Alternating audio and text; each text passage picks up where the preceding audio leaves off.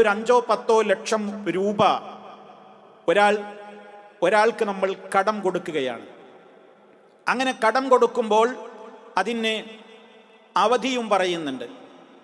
ആ അവധി പറഞ്ഞ് കടം കൊടുക്കുന്നതിൻ്റെ ഇടയ്ക്ക് കടം വാങ്ങിയ വ്യക്തി നമുക്ക് അദ്ദേഹത്തിൻ്റെ ഒരു വീടോ അതല്ലെങ്കിൽ ഒരു വാഹനമോ നമുക്ക് വിട്ടുതരികയാണ്, അല്ലെങ്കിൽ ഒരു ഷോപ്പ് വിട്ടുതരികയാണ്. എന്തു പറഞ്ഞുകൊണ്ടാണ് അദ്ദേഹം അങ്ങനെ അത് വിട്ടുതരുന്നത്? ഇത് നിങ്ങൾക്ക് യഥേഷ്ടം ഉപയോഗിക്കാം. അങ്ങനെ ഉപയോഗിക്കുന്ന ഘട്ടത്തിൽ നിങ്ങൾ എനിക്ക് വാടകയൊന്നും തരേണ്ടതില്ല. ആ വിധത്തിലുള്ള കാര്യങ്ങൾ പറഞ്ഞുകൊണ്ടാണ് ഈ കാശ് കടം വാങ്ങിയിട്ടുള്ള വ്യക്തി അദ്ദേഹത്തിൻ്റെ അധീനതയിലുള്ള വീടോ വാഹനമോ ഒക്കെ കടം കൊടുത്ത വ്യക്തിക്ക് വിട്ടുകൊടുക്കാറുള്ളത്. അങ്ങനെ വാടകയൊന്നും നൽകാതെ അയാൾ അവിടെ എത്ര കൊല്ലമാണെങ്കിൽ അത്ര കൊല്ലം അങ്ങനെ താമസിക്കും. കരാർ എന്തേ ഉള്ളൂ? ഈ ലക്ഷങ്ങൾ തിരിച്ചു തരുന്ന ഘട്ടത്തിൽ നിങ്ങൾ വീട്ടിൽ നിന്ന് ഇറങ്ങിയാൽ മതി, അതുവരെ നിങ്ങൾക്ക് അവിടെ ഫ്രീ ആയിട്ട് താമസിക്കാം. ഒരുപക്ഷെ ആ വീടിന് 5000 അല്ലെങ്കിൽ 6000 അല്ലെങ്കിൽ 3000 ഒക്കെ മാസ വാടകയുള്ള വീടായിരിക്കും. അതായിരിക്കും ഇയാൾ അനുഭവിച്ചു കൊണ്ടിരിക്കുന്നത്. എല്ലാ മാസവും ഫ്രീ ആയിട്ട് അയാൾ അനുഭവിക്കുകയാണ്. ഇവിടെ വാസ്തവത്തിൽ സഹോദരങ്ങളെ എന്താണ് ഇവിടെ നടന്നത്?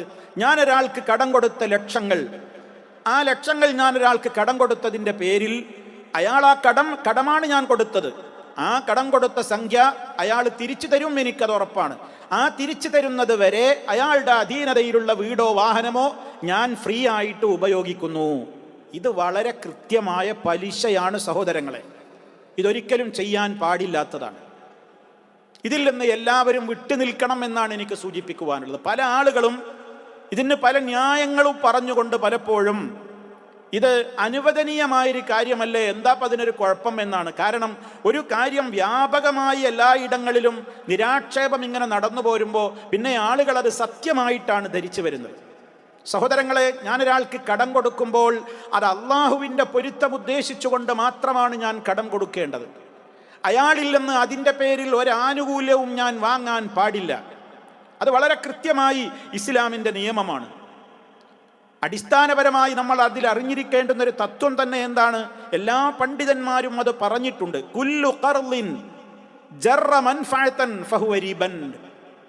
ഏതൊരു വായ്പയും ഏതൊരു കടവും ആ കടം കൊടുത്ത വ്യക്തി തൻ്റെ കടം സ്വീകരിച്ച വ്യക്തിയിൽ നിന്ന് എന്തെങ്കിലും ഒരു ആനുകൂല്യം പറ്റുന്നുണ്ടെങ്കിൽ ആ ആനുകൂല്യങ്ങൾ മുഴുവനും പലിശ ഇനത്തിലാണ് എന്ന് കൃത്യമായി തന്നെ എല്ലാവരാലും അംഗീകൃതമായ ഒരു തത്വമാണ്.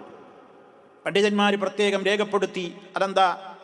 ഇന്നൽ ഖുറൂദല്ലത്തി തജുറു നഫ്അൻ മംനൂഅത്തുൻ ബിൽ ഇജ്മാൾ. അത് പാടില്ല എന്ന കാര്യത്തിൽ പണ്ഡിത ലോകത്ത് തർക്കമേയില്ല. കടം കൊടുത്തതിൻ്റെ പേരിൽ തന്നിൽ നിന്ന് കടം സ്വീകരിച്ച ആളോട് ആനുകൂല്യം പറ്റൽ പാടില്ലാത്തതാണ്. എന്നിട്ട് പണ്ഡിതന്മാർ പറയുന്നു, ഫഇദാ ഖറദഹു അൽഫ റിയാൽ അലാ അന്നഹു യുഅതീഹി സയ്യാറതഹു യസ്തംതിഉ ബിഹാ ശഹർ ഔ ശഹറൈൻ. ഒരാൾ 1000 റിയാൽ ഒരാൾക്ക് കടം കൊടുക്കുന്നു. അതെന്താ? എന്നിട്ടോ അയാളുടെ പക്കലൊരു കാറുണ്ട്, ആ കാർ ഞാൻ ഫ്രീ ആയിട്ട് ഉപയോഗിക്കുകയാണ്. അല്ലെങ്കിൽ അയാളുടെ വീട്ടിൽ കയറി ഞാൻ ഫ്രീ ആയി വാടകയൊന്നും കൊടുക്കാതെ താമസിക്കുകയാണ്. അല്ലെങ്കിൽ അയാളുടെ കൃഷിയിടത്തിൽ ഞാൻ മറ്റു വാടകയൊന്നും നൽകാതെ ഞാൻ എന്ത് ചെയ്യാണ്? കൃഷി ഇറക്കി വരുമാനമുണ്ടാക്കുകയാണ്. ഹാദാ ലാ യജൂസു ഇൻദ ജമീഇ അഹ്ലിൽ ഇൽമി. സർവ പണ്ഡിതന്മാരും ഇത് പാടില്ല എന്ന് പറഞ്ഞ പക്ഷക്കാരാണ്. അപ്പൊ സഹോദരങ്ങളെ, കടം കൊടുക്കേണ്ടത് അള്ളാഹുവിൻ്റെ പൊരുത്തം ഉദ്ദേശിച്ചുകൊണ്ട് മാത്രമാണ്. കാരണം ഒരാൾക്ക് കടം നൽകിയാൽ ഓരോ ദിവസവും കടത്തിൻ്റെ ഡേറ്റ് എന്നാണോ പറഞ്ഞ ഡേറ്റ്, ആ അവധി വരേക്കും നമുക്ക് ഓരോ ദിവസവും ഒരു സ്വതക്കയുടെ പുണ്യമാണ്. അവധി തെറ്റി അയാൾക്ക് അടക്കാൻ കഴിയുന്നില്ല, തിരിച്ചു തരാൻ കഴിയുന്നില്ല, കുറച്ചും കൂടി അവധി നീട്ടിക്കൊടുത്താലോ നീട്ടിക്കൊടുത്ത ഡേറ്റ് മുതൽ 2 ഇരട്ടി പ്രതിഫലമാണ് അതിന് നമുക്ക് സ്വതക്കയുടേതെന്നോണം നമുക്ക് രേഖപ്പെടുത്തപ്പെടുന്നതെന്ന് മഹാനായ റസൂലുള്ളാഹി സ്വല്ലല്ലാഹു അലൈഹി വസല്ലം പറഞ്ഞിട്ടുണ്ട്. അതുകൊണ്ട് തന്നെ കടം കൊടുക്കേണ്ടത് അള്ളാഹുവിൻ്റെ പൊരുത്തം ഉദ്ദേശിച്ചുകൊണ്ടാണ്. ഒന്നും അധികമായി ഇങ്ങോട്ട് തിരിച്ചു വാങ്ങാൻ പാടില്ല. ഇവിടെ ഫലത്തിൽ നടക്കുന്നത് എന്താണ്? 2000, 3000, 5000 ഒക്കെ വാടകയുള്ള ഒരു വീട്, ആ വീട് ഞാൻ ഒരാൾക്ക് 5 ലക്ഷം കൊടുത്തതിൻ്റെ പേരിൽ ഞാൻ ഫ്രീ ആയിട്ട് അനുഭവിക്കുകയാണ്.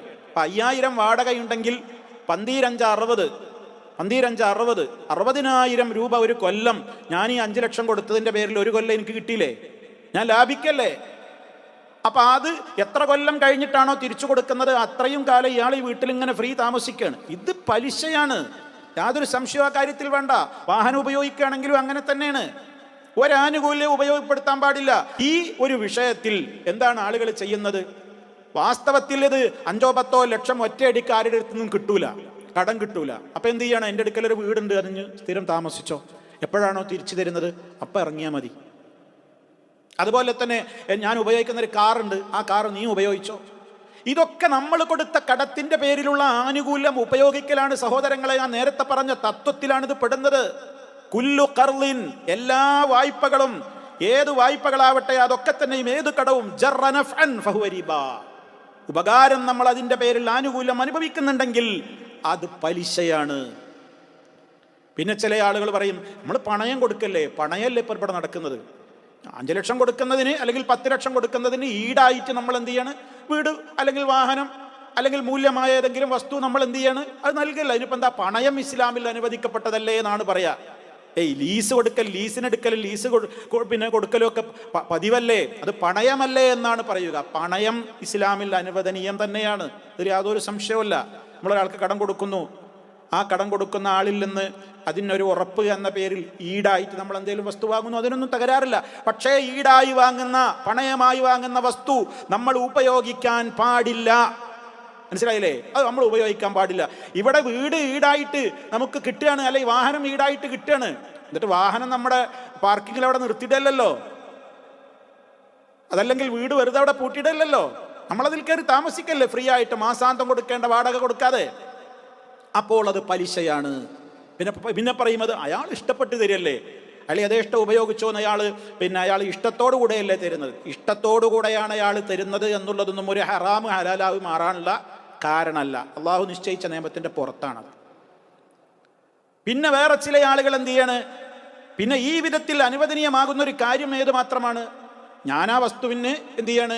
വീട്ടിൽ കയറി താമസിക്കുന്നു, ഞാനതിന് കൃത്യമായിട്ട് വാടക കൊടുക്കുന്നുണ്ടെങ്കിൽ പിന്നെ സംശയമല്ല, വാടകക്കാണ് ഞാൻ താമസിക്കുന്നത്, അദ്ദേഹത്തിന്റെ വീടാണ്, ഞാൻ വാടക കൊടുക്കുന്നു, അതാകുമ്പോൾ അനുവദനീയമാകും. അവിടെയും ചില സൂത്രക്കാർ ചില സൂത്രം ഒപ്പിക്കുന്നു. ഇതെന്താ? അള്ളാഹിനെ പറ്റിക്കാനുള്ള സൂത്ര എന്താണ് അവിടെ അത് ചെയ്യുന്നൊരു സൂത്രം? അപ്പോൾ ഒരു ചെറിയൊരു വാടക നിശ്ചയിക്കും. ഒരു 5000 6000 ഒക്കെ വാടകയുള്ളൊരു വീടാണെങ്കിൽ അതിനൊരു 500 രൂപ, ഒരു 1000 രൂപയൊക്കെ പേരിൽ ഒരു വാടക നിശ്ചയിക്കാം. എന്താ പിന്നെ വാടക ഉണ്ട് എന്നും പറയാം, ഫലത്തിൽ അതില്ലേനും. അങ്ങനെ പറ്റിക്കാവുന്നൊരു മേഖലയല്ല ഇത്. അതൊക്കെ യഹൂദികൾ അള്ളാഹിന്റെ കൽപ്പനയില്ലെന്ന്, ജൂതന്മാർ അള്ളാഹുവിൻ്റെ കൽപ്പനയില്ലെന്ന് രക്ഷപ്പെടാൻ വേണ്ടിയിട്ടുണ്ടാക്കിയ ഒരുപാട് കുതന്ത്രങ്ങളുണ്ട്. അതേപോലെയുള്ള ചില കുതന്ത്രങ്ങൾ ഇന്ന് സമൂഹം പലരും പല ഹറാമുകളും അനുവദനീയമാക്കാൻ വേണ്ടി ചെയ്യുന്ന കൂട്ടത്തിൽ ഇതും ചെയ്യുകയാണ്.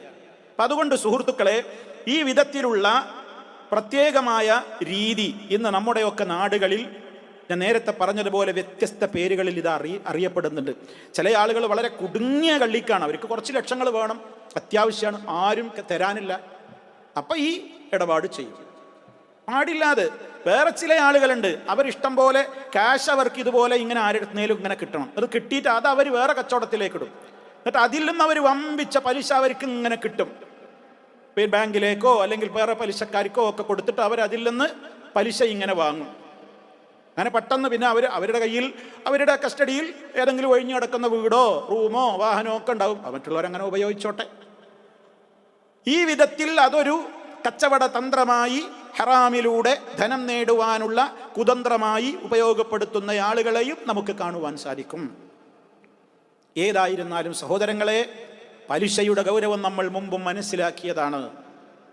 അത് അള്ളാഹുവിനോടുള്ള യുദ്ധപ്രഖ്യാപനമാണ്. അറിഞ്ഞുകൊണ്ട് നമ്മൾ അതിൽ ചെന്ന് വീഴരുത്. ഈ കാര്യം ഓരോരുത്തരും മനസ്സിലാക്കുക. കടം വാങ്ങിയതിൻ്റെയോ കൊടുത്തതിൻ്റെയോ പേരിലൊരു ആനുകൂല്യവും ഉപയോഗപ്പെടുത്തുന്ന ഈ വിധത്തിലുള്ള ഈ ഏർപ്പാടുകൾ, വീട് പണയം, ആ വിധത്തിൽ പലയിടങ്ങളിലും ഇത് നടന്നു വരുന്നു എന്നുള്ളതാണ് അറിവ്. ഇതിൽ നിന്ന് വിട്ടുനിൽക്കണം എന്ന് ഓർമ്മപ്പെടുത്തുകയാണ്.